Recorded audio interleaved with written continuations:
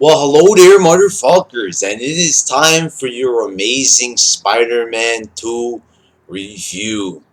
Now, a couple of things about this here movie. Um, it was a decent movie. For those saying that it totally sucked, you need to really compare it to some other movies, but it wasn't that good. Let's be perfectly honest here.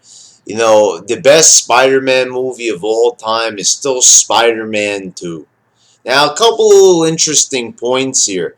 What I want to say about this new series, the Amazing Spider-Man film series by Mark Webb. I still don't even know how that could possibly be his real name, Webb, and it's Spider-Man. Come on, that's too much of a coincidence, motherfuckers. Too much. But anyway, besides that, I have to say that I think that Sam Raimi was overall a better director. I think that the movies that he made, um, even Spider Man 3, I think that he had a better grasp on how to satisfy an audience. Now, I know he dissatisfied a lot of the audience with Spider Man 3, but overall, I think that even Spider Man 3 was a better structured movie.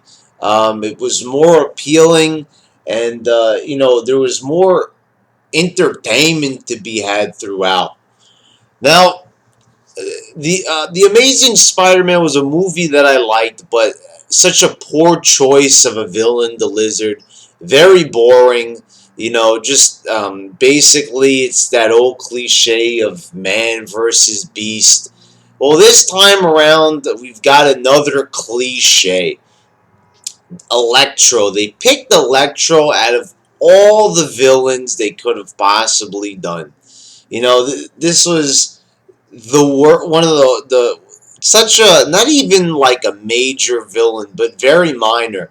I still say that if they're going to do a villain, then they're not going to give us Venom versus Carnage, what everybody wants to see. Yes, I know that we're going to get a Venom solo movie, but you should give us Mysterio. Can you imagine what special effects they could do? It would be awesome. The guy is a special effects expert in the comics. Imagine in the movie. They could go wild with the special effects. And that's not to say that the special effects weren't good in Amazing Spider-Man 2.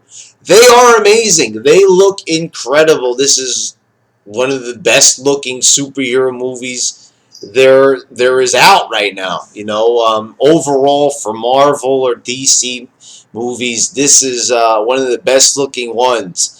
But it's not one of the best. The way a movie looks visually and the way how a movie actually is are two different things entirely. Let's get that straight. Now, this movie gets bogged down with too much fucking plot. Too much goddamn plot. And you might say, well, it's a comic book series. Plot is everything.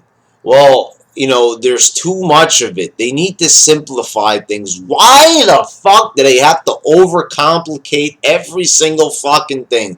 Why do they have to make everything so artsy? Why does it have to be such a big romantic tale? And there is too much focus on character development to the point where I don't give a shit. And you might say, how is that? That's your opinion that you don't care about the characters, but I have heard this. I've heard this from people already. A couple of friends who saw the film have said the same thing. They don't give a shit about these characters. But I feel like I'm the only one saying that I think that Andrew Garfield is better as Spider-Man than Tobey Maguire. I'm going to say that. Even though I like the Sam Raimi films more, I am going to say that Andrew Garfield is better. He understands how the character's supposed to be, and he understands why I fell in love with the character in the first place. And that is because he is sarcastic, he's funny, he's annoying, just the way how Spider-Man is supposed to be. And he realized that. Tobey Maguire was whiny at times. He was boring. He was monotone. But somehow those movies were better. And that is it. It was just better direction. Sam Raimi knows how to make a better film. Now, I can't say that the love scenes between Emma Stone and Andrew Garfield, as portraying Gwen Stacy and Peter Parker, are not well done. It's just too much of it. Too much love story. Come on, this is a superhero movie, for God's sakes. I feel like we barely even get to see Spider-Man in this movie. The times when we do see Spider-Man, it is good, but come the fuck on, there's too much of it. We get the picture, they're forgetting that. Most of us seeing this movie already know Spider-Man's lore. We already know the series. We all know that, the Green Goblin is responsible for Gwen Stacy dying. We all know that. I'm going to get to that in a minute, too, the Green Goblin. So just you wait, motherfuckers. Alright, so this is the other part that I need to talk about. So there you go. There's another point of why I didn't really like it that much. Too much romance, too much googly eye bullshit. It's good to have a love story. At least it was better than, a love story, say, in, Star Wars Episode 2. But still, too much goddamn romance. And not enough ass kicking greatness.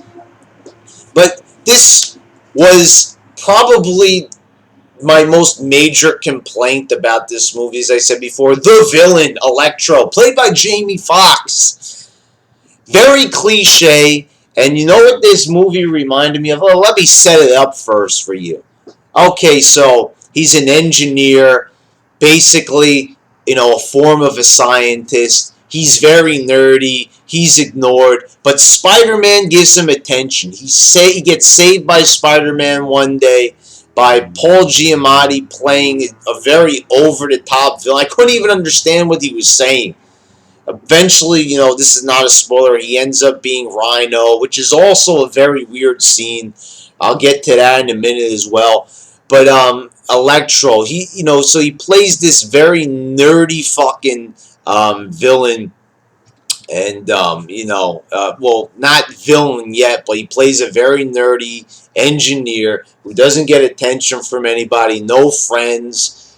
Spider-Man is the only person who realizes he exists because he sees he's about to get hit by the truck being driven by Paul Giamatti. He saves him, and as a result, Jamie Foxx ends up becoming obsessed with Spider-Man. He's a big fan.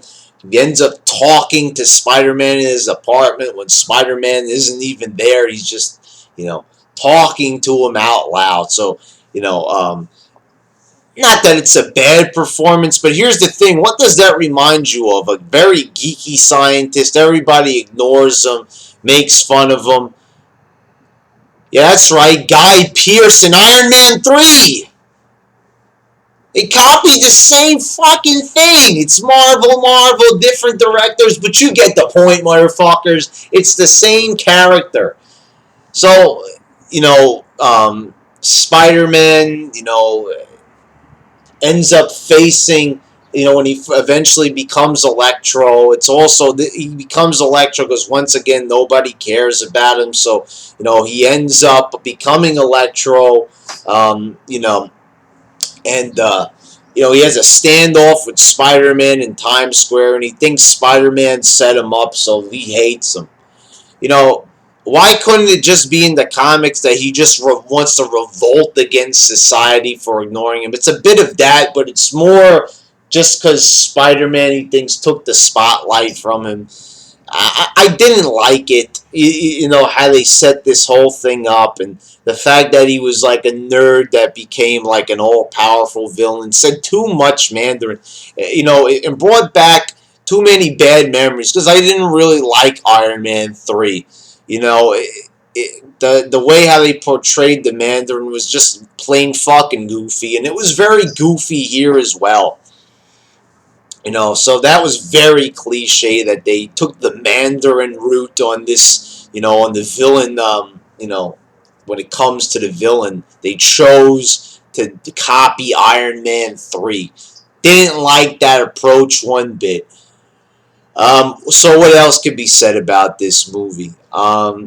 There's speaking of cliche, Um, the way how this movie ends. Spoiler alert! If you really don't want to hear big time spoilers, turn off the video. But then again, you won't hear all the great funny material I got left, motherfucker. So anyway, we'll come back and watch the video, do whatever you want. But anyway, we're at the end. Spider-Man, after Gwen Stacy dies, he's all emotional. I'll admit, it was a pretty emotional moment when she dies in the movie. But then Rhino comes about at the end, and they were talking like Rhino was going to be a big part of this movie. It was Electro and Rhino, we were being told. Rhino doesn't come to the end, and boy, does he look fucking goofy as fucking shit in that big robot mech suit. The face part comes down. It's Paul Giamatti. And he's talking like really very generic accent. Since when does Rhino have an accent? And I realize that they're copying a lot of stuff from Ultimate Spider-Man. The contemporary Spider-Man series. Well, Ultimate Spider-Man sucks. I hate it. I fucking hate what they've done to Spider-Man, changing so many things. Also, what they did with his father. You're also going to see that at the beginning of the movie. That, Spider-Man's, Peter Parker's father, Richard, may be a traitor. He worked for Oscorp. Just so much shit that they added. It's like, I hate Ultimate Spider-Man. All the shit that they added, changed for the movie. Fucking garbage. That's why I like the Sam Raimi films, because at least he understood that, the old comics are the best, and that was the best way to go about it. The original story. Not this fucking twisted, chopped up, screwed up fucking Ultimate Spider-Man comic series that's out now.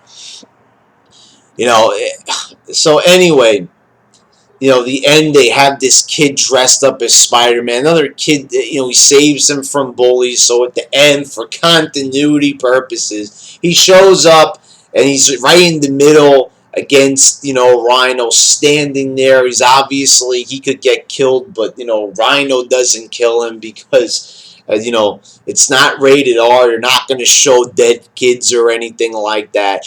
But the thing was, the kid standing there, how fucking cliche is that when they show the kid standing in the path of danger? Get the fuck out of here. That ending just kind of ruined it for me. And the thing was, I think they really should have ended this movie when Gwen Stacy died for a powerful moment. They could have shown that, there's a lot of tragedy in the Spider-Man universe, but they have to have that feel-good moment. I understand what they were going for there, that Spider-Man can overcome anything, even, when he's personally depressed and heartbroken, he can still, put the Spider-Man role above all else, even his personal life. But even still, it was just cheesy, and, at the end, I didn't even know, but this was even in the trailer, the part where he uses his webbing on the manhole cover, and he's about to hit Rhino with it. That was the last scene of the movie. Well, that's a fucking cop-out. Holy shit, we didn't even get to see the end of the fight. The fucking fight. That's what they chose to do instead. Just end it on that screen cap. Get the fuck out of here. Fucking bullshit with all this. The way how they did it, so cliche with the screen cap ending. And also, the Green Goblin, a major fucking villain coming right at the end, only 5 minutes of screen time. Now I will give it to him, forget his acting name, but, the one who plays Harry is okay as Harry Osborn. He ain't James Franco. A little bit more charisma than James Franco. I will say that the actors in these movies are more charismatic, and even though the acting is better, somehow the Sam Raimi films are superior. I don't know how the fuck that is, but it just is. It's just the action scenes, the way that movie just progressed, those movies progressed with Sam Raimi were just better. They were done in a better fashion.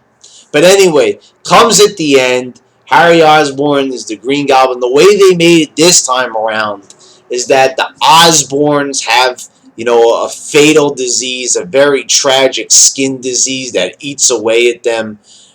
So he's gotta do something. He's gotta get like Spider-Man's blood into him, to save his life. So he finds a bit of that, the spider's venom that originally bit Peter Parker and turned him into Spider-Man. This is the whole thing in the movie. Finally, at the very end, the last half hour of the movie, he gets the venom, turns into the Green Goblin. But he doesn't look like the Green Goblin because the Green Goblin is a costume. But, here's the thing about this.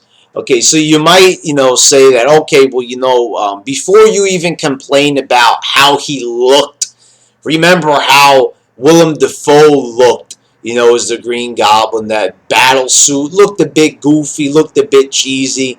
Well, I'm here to say this right now. I think that suit was better than what they chose to do with the motherfucking Green Goblin in this movie. Instead, this time, motherfucker looks like he belongs in Lord of the Rings, for God fucking sakes. Jesus Christ. Look how the man looks. They actually decided to turn him into a goblin, but instead he looks like that motherfucker from Lord of the Rings. He looks like Dobby from Harry Potter. Holy fuck. Turning him into an actual goblin, that's going way too fucking far, motherfuckers. Way too fucking far. And I know they wanted to give it more of a backstory of why he needs to be the Green Goblin. But come on. Actually being a goblin, actually skin turning green and everything. I know this is a comic book series, but this is going way over the top, and you're messing with the origins of legendary characters here. And I don't care if this. I don't read Ultimate Spider-Man. I refuse to because I don't like it. But if this is what they're doing currently in Ultimate Spider-Man, that all those fucking comic books should be burned immediately. I mean, because holy fucking shit, that is just goofy beyond fuck to turn him into an actual goblin. Get the fuck out of here. So you got cliches. Green Goblin, they just rush through it. Spider-Man beats him in like 3 minutes.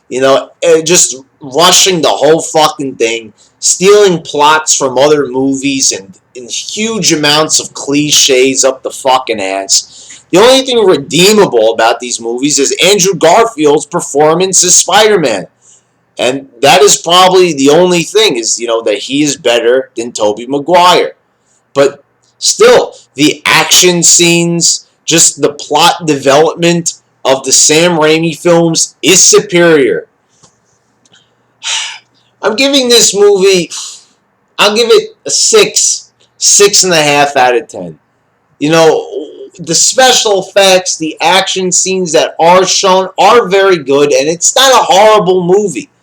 It's just that, you know what it is? I think that I would enjoy these movies a lot fucking better if Sam Raimi didn't make 3 already. And I still believe, motherfuckers, that they should have carried on. Mark Webb should have at least carried on from the Sam Raimi scripts. I think that they should have continued from where Spider-Man 3 left off. That reboot the whole series, goddammit. Something they still had a lot of interesting things with Spider-Man 3, that were going to develop from that point on, disappointing or not. And I'm here, motherfuckers, and I'm going to say this. I think that Spider-Man 3 was more entertaining than Amazing Spider-Man 2. I think so. I really do. I stand by that. And maybe I'll change my opinion in a couple of years. Maybe if I see this movie again, I'll think differently if I watch the movies back to back. But right now, I'm saying that. I think Spider-Man 3 was better. Spider-Man 2 is fucking 1,000 times better. That movie was awesome. That's always going to be my favorite Spider-Man movie. And this is coming from somebody who really loves Spider-Man, who actually fucking tattooed the motherfucker on himself, okay? So, there you go, motherfuckers. Not great. I do recommend seeing it, especially if you're a fan of Spider-Man. It's just something going to the theater and seeing Spider-Man on the big screen. If you're a big fan, it definitely is worth it. But other than that, very disappointing movie. Alright, motherfuckers. Go see it if you really love Spider-Man and comic books, but if you really don't, you're gonna just be really fucking bored with this one. Alright, motherfuckers.